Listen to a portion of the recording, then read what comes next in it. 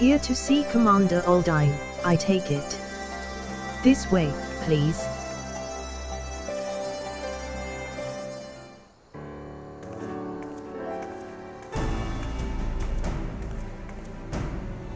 Our request for an audience with the Sultana has been accepted. Before we depart, I'll share what we've learned since last we spoke. The blasphemy continues to elude us, all the while driving others to succumb to despair and turn. Even with Ala Mhigo and Mhiqo'te forces searching for signs of the beast and more potential victims, we've yet to discern a pattern in the chaos. Nevertheless, if our blasphemy is like others, its behavior is likely dictated by the passions and regrets of the man it once was. Therefore, any information concerning him and the life he led may help us to track it down before it strikes again.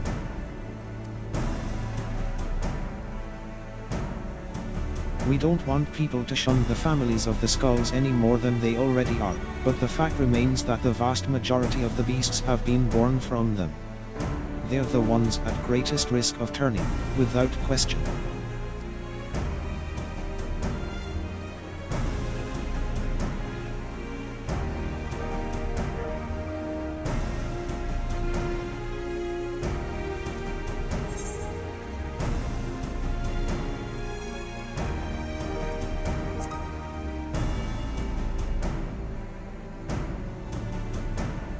I'm inclined to agree with K'nekotein. She was able to resist the transformation and has shown no signs of succumbing since then. If she wants to do her part, I say we let her.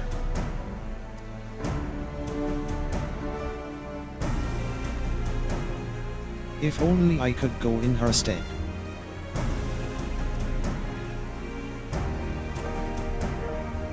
Actually, I was hoping you'd come with us to meet the Sultana. I believe she would benefit greatly from your understanding of the struggles our people face. You'd gain from the experience, too. While she's not the sort to brandish a sword and charge into battle, you'll soon discover she's a champion of her own arena, as brave as any warrior.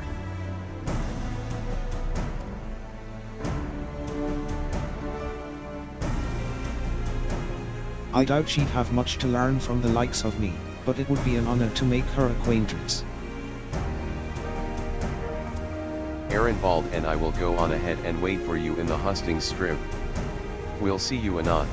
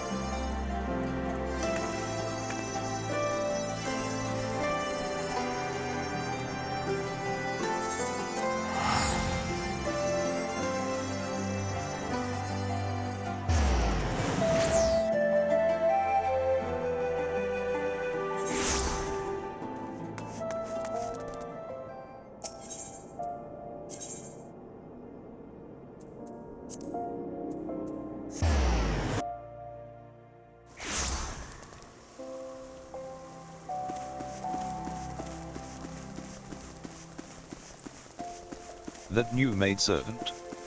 No. Truly?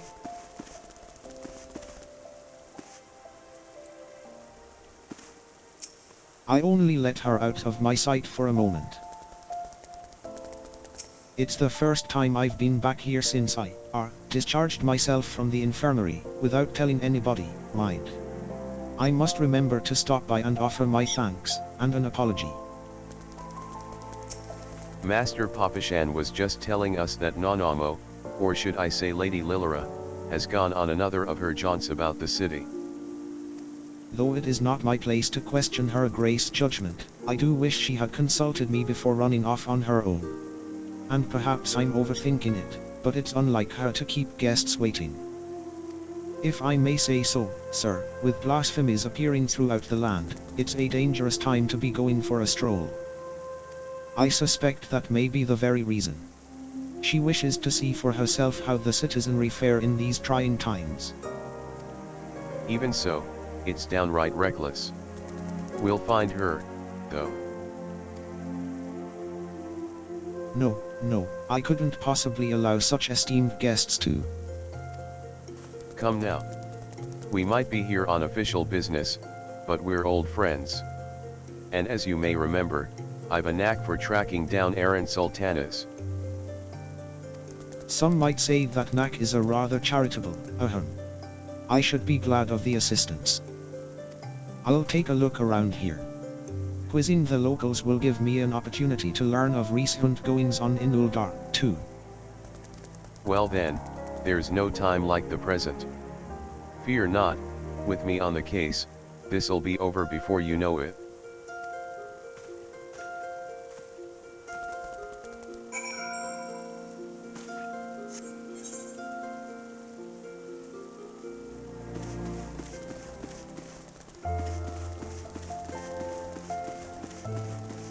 That new maidservant? No. Truly?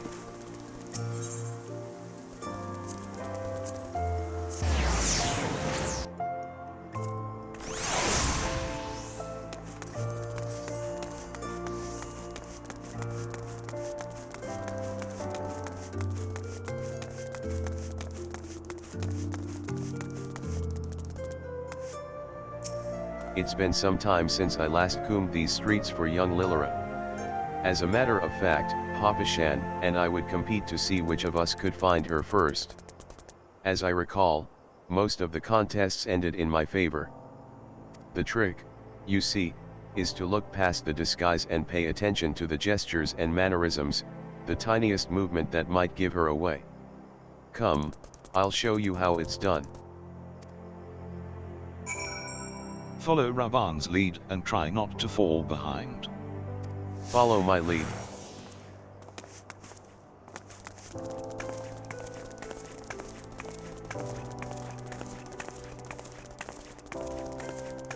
She's fond of perusing the stalls here.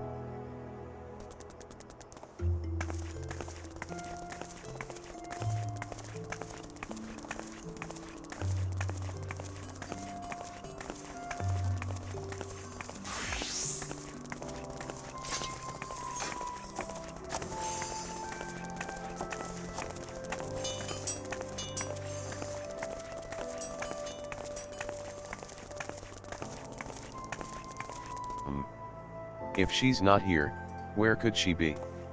What if she's been abducted?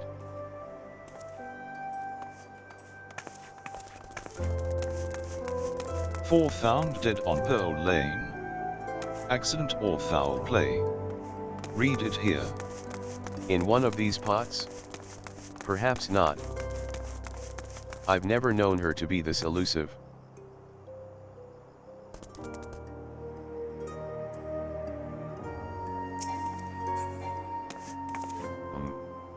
That's odd.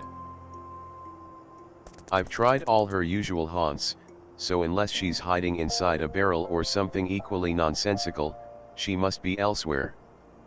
Gods, why did she choose now of all times to run off? What if she's been abducted, or run afoul of a beast?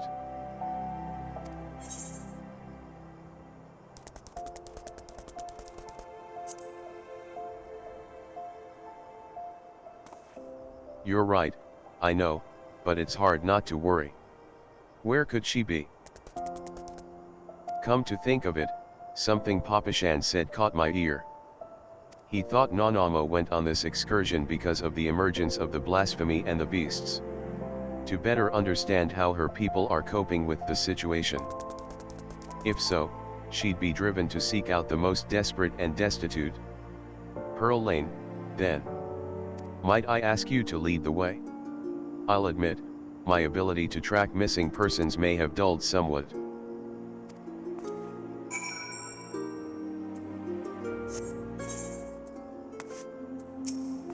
Pearl Lane has ever been plagued by pickpockets and the like.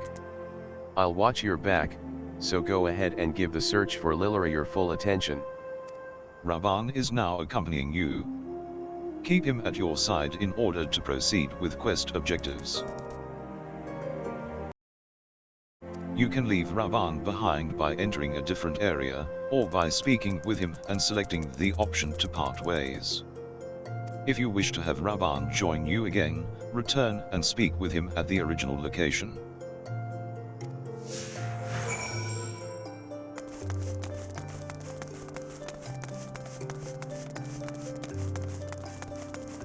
Is it skins you seek? Or perhaps silks? 4 found dead on Pearl Lane. Accident or foul play? Read it here.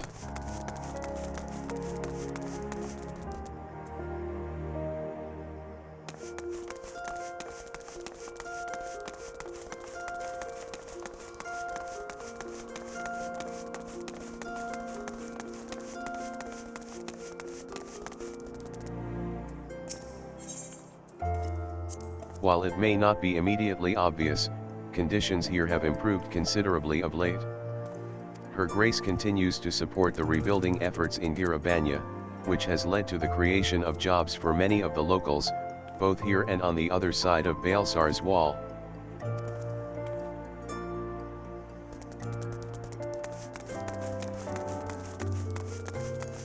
Bloody oath.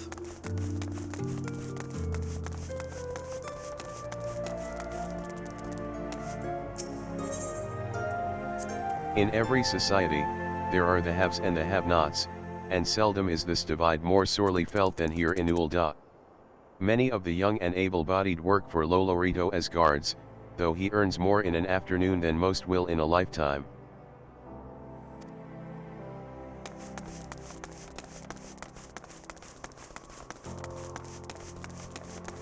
The Weavers Guild is this way.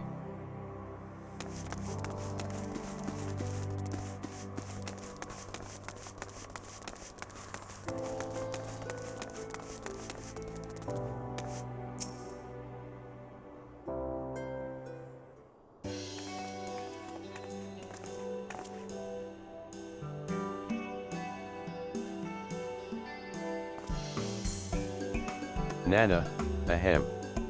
Lady Lilira. Raubahn? Whatever are you doing here?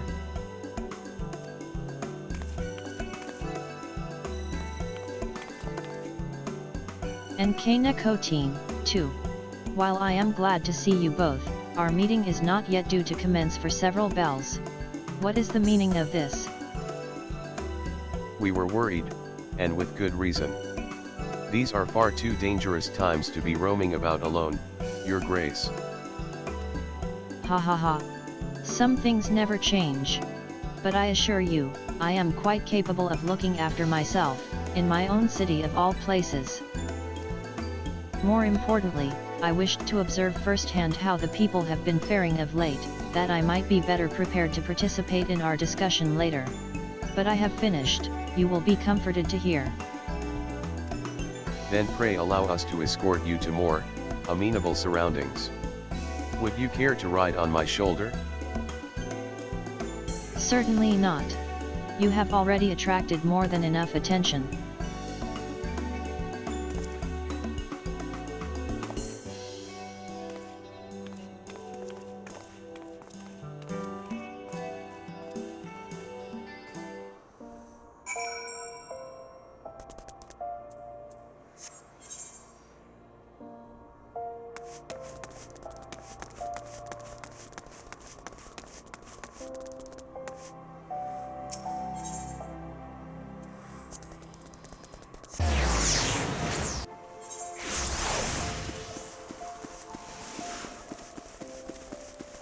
That new maidservant? No. Truly? And she ran out of the Lord's chambers wearing naught but her knickers. I had every faith you and the commander would find her. I've a feeling the search would have taken rather longer if Raubahn had been left to his own devices.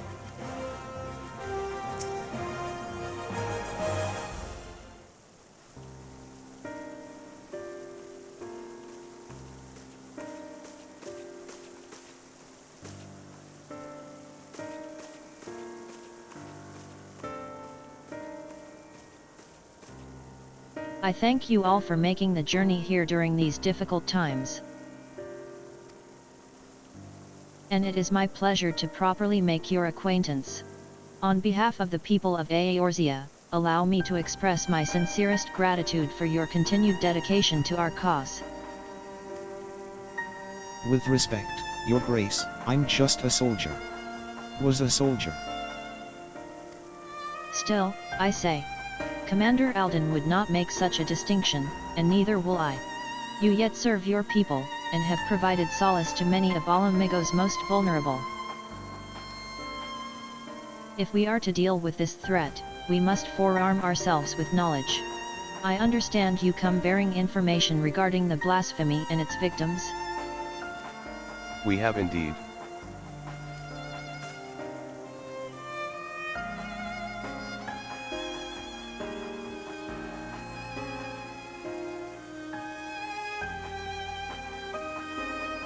Hence the need to locate families of K'nekotein members who have fled to the Alan.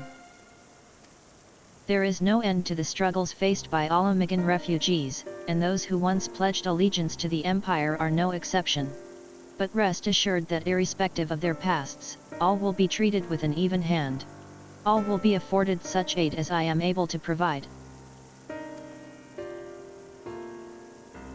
Magnanimous as always, Your Grace. If I might be so bold, I've a question. What do you have in mind for those most at risk of undergoing the change? I believe there is but one recourse. Earnest and open dialogue. While some are born into unimaginable wealth, others suffer great hardship and oppression. The circumstances of our birth are beyond our control, our fates subject to the whims of the gods, some would argue. I once thought myself a prisoner to my fate. A figurehead, helpless to watch on as my people starved. A powerless puppet. I wanted nothing more than to cast it all aside, to free us all, but failed for my naivete. And then was afforded a second chance for my privilege. The world is unfair. Terribly so. But we have the power to push back against inequalities and injustices, if not overcome them on blessed occasions. To love our neighbor and share in life's bounties. To open our hearts and come together as one. Truer words were never spoken.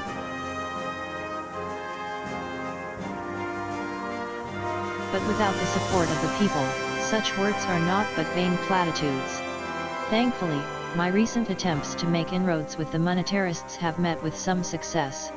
Despite differing views on many subjects, we yet strive to find common ground.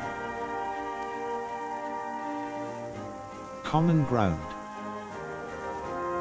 We've been pouring all of our efforts into aiding families of the K'nekotein, and while it seemed to help to a degree, some have still succumbed and turned. Of course, they're not the only ones in danger. Ala Mhigans everywhere, whether they sided with the Empire, fought for the resistance, or were caught in the middle, they all suffered. They all wake up in the night at times, haunted by memories of death and despair.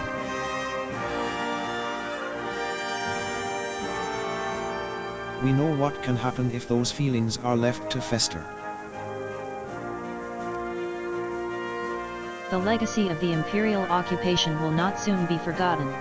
But rather than seek to forget, mayhap it is necessary to remember. To acknowledge and accept the truth of it, that they may properly mourn those they have lost.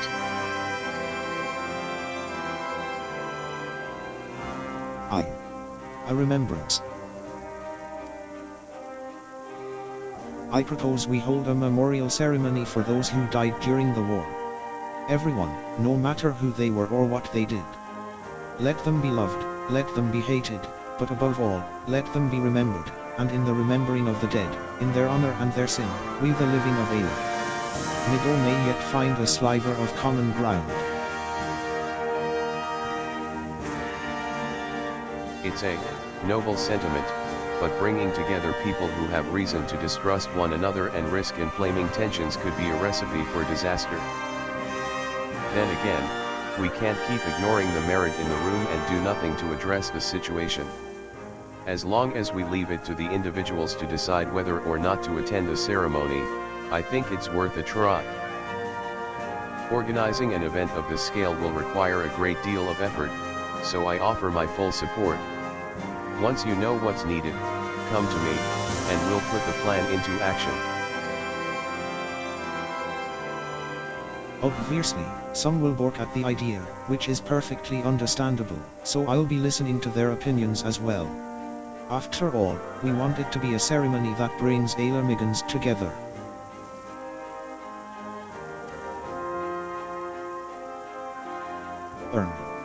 And I was wondering, Your Grace, if I might ask about your approach to, well, talking to people. Winning them over. As you can tell, I'm no politician, so I'd be grateful for any advice you can share with me. Why, I would be delighted to. As a matter of fact, I have a number of matters I wish to discuss with you. And on that note, I suggest you and I return to Ala Mhigo.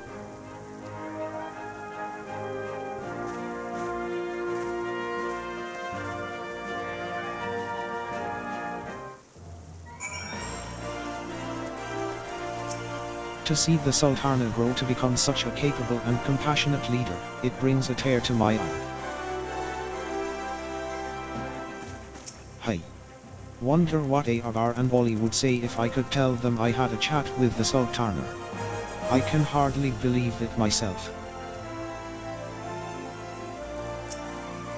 The relationship between Ul'dah and Ala Mhigo is one which I cherish deeply. It is imperative that we coordinate our efforts in facing this crisis.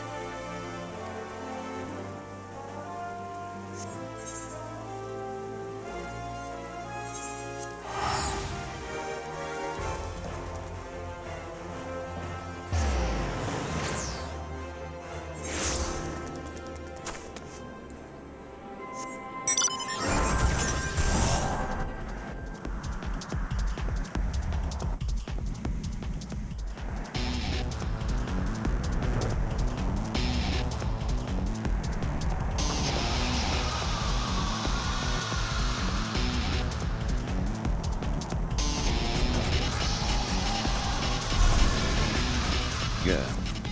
I mean, no. Nothing of note has occurred in your absence, which I expect is welcome news in itself. I knew Arenvald would make a good impression, but he's outdone himself. Not only has he found a new avenue in life to explore, he's taken to it with considerable aplomb. And while his proposed memorial ceremony is bound to have its detractors, I have faith that many will come around. Not all, but enough, I pray. For our part, we must stand at the ready for whatever may occur. I shall send word if there are any developments.